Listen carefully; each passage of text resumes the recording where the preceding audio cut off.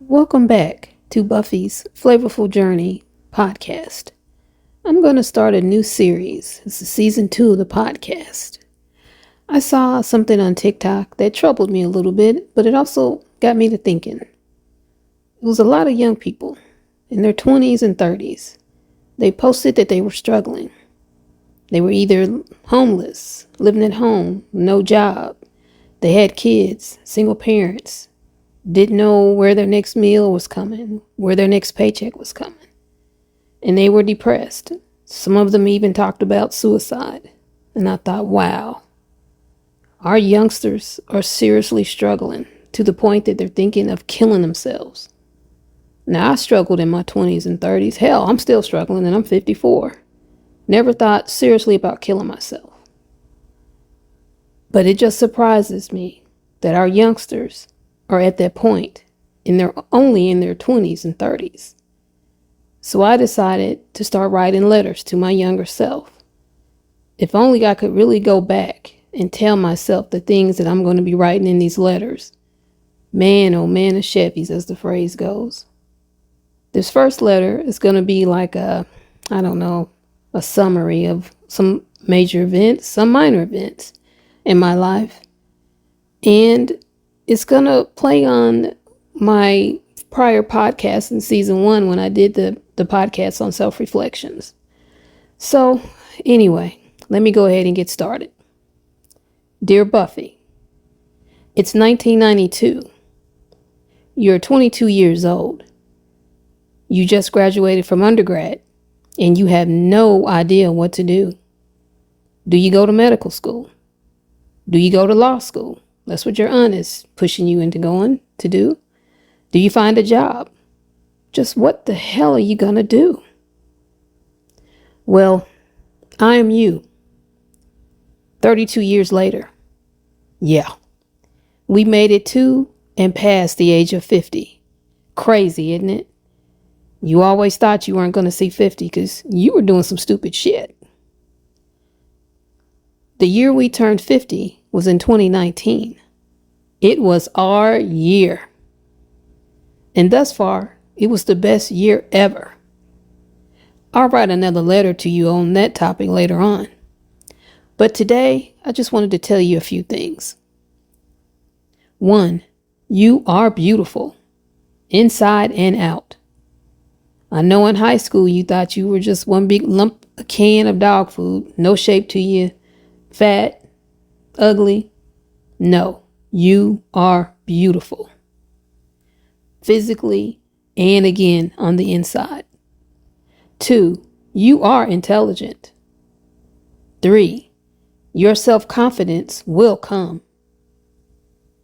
4, your belief in yourself will come.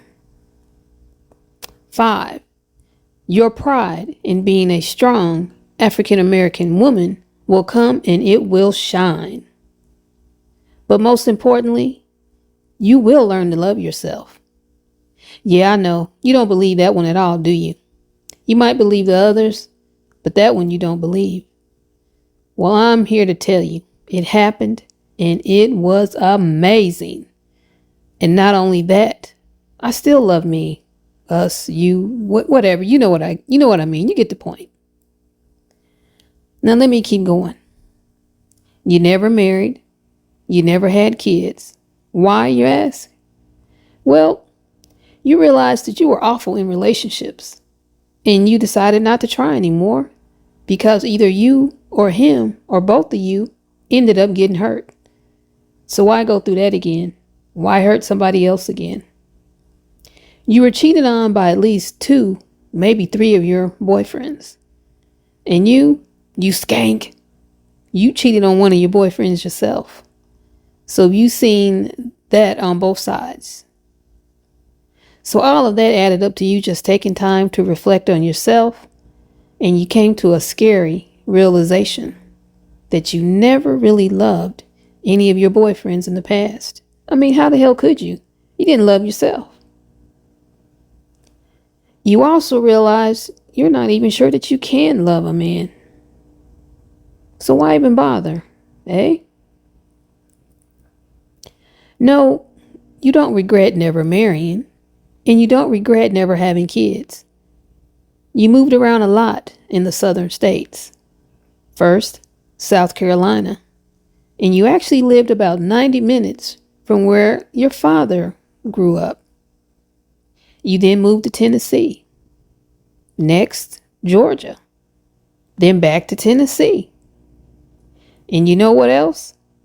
After that, you're not going to believe this one, but you moved back home. Say what? I know.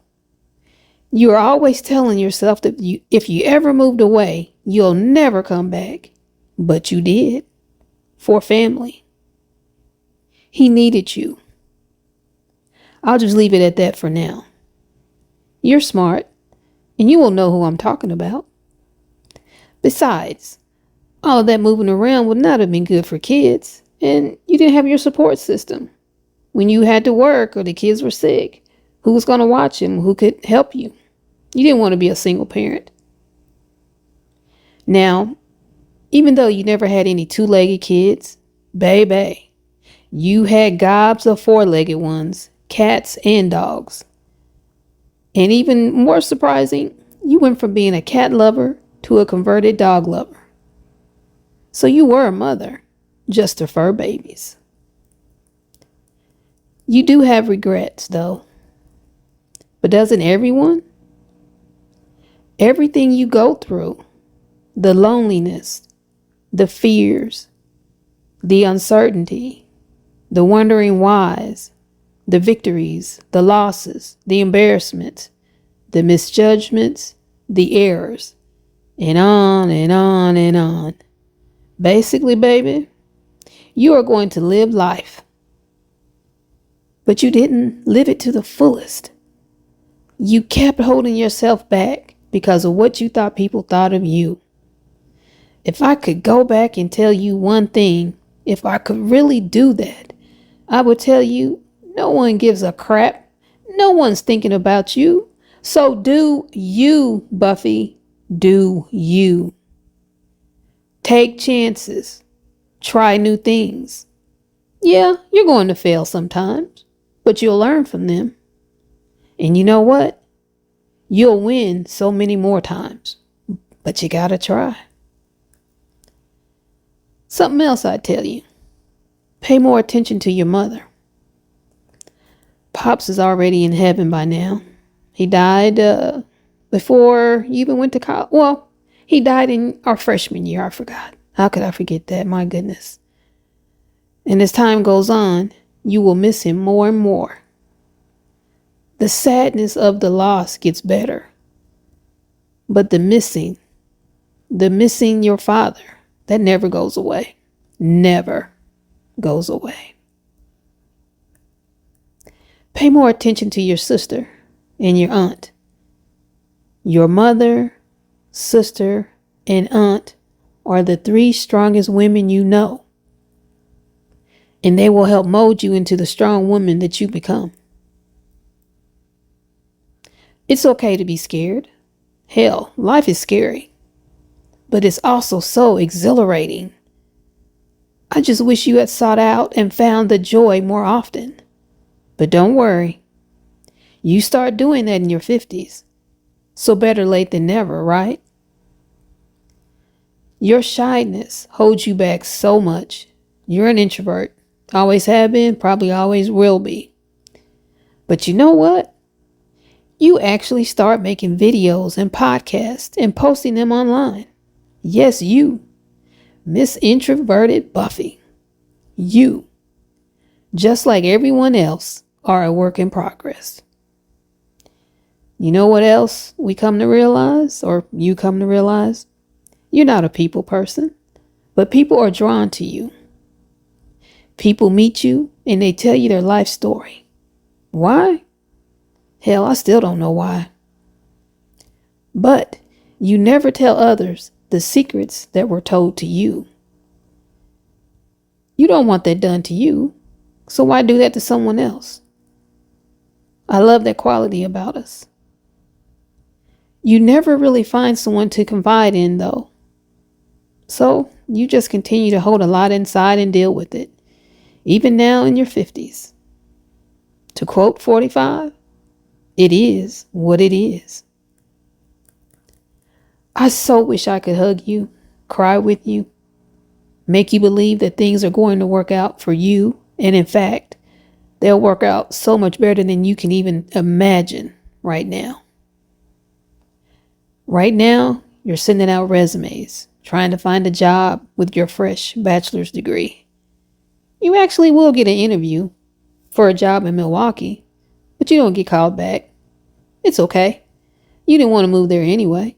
Too much damn snow. You will find a job, though. The irony of it is that you'll make less money than your tuition costs when you were in college. But you were able to graduate with no student loans to repay, thanks to your mother and sister. I bow down to them women, I bow down. In the workplace, you will find that people will use you, throw you under the bus, take credit for your work, whatever you want to call it, just so they can advance their careers at your expense. But I am proud to say that you never do that to anyone else, because you remember how it felt when it was done to you. Your coworkers and others around you will mistake your quietness in meetings for a weakness, as if you're someone they can run all over or do whatever they want to and not have you fight back.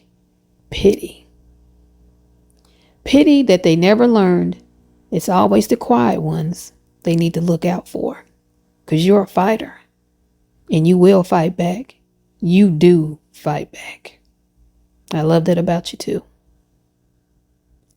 Basically, Buffy, I am so proud of the woman you have become. The person you became, I'm proud of you.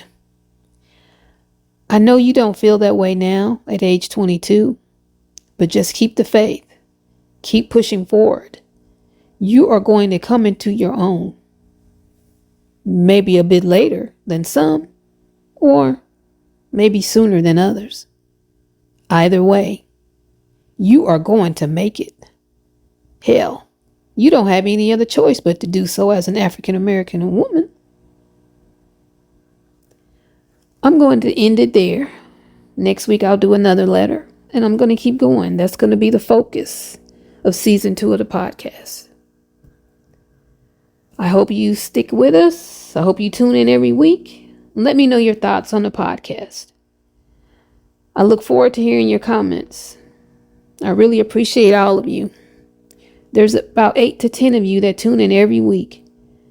Some may say that's a small number, is not worth continuing the podcast. I totally disagree.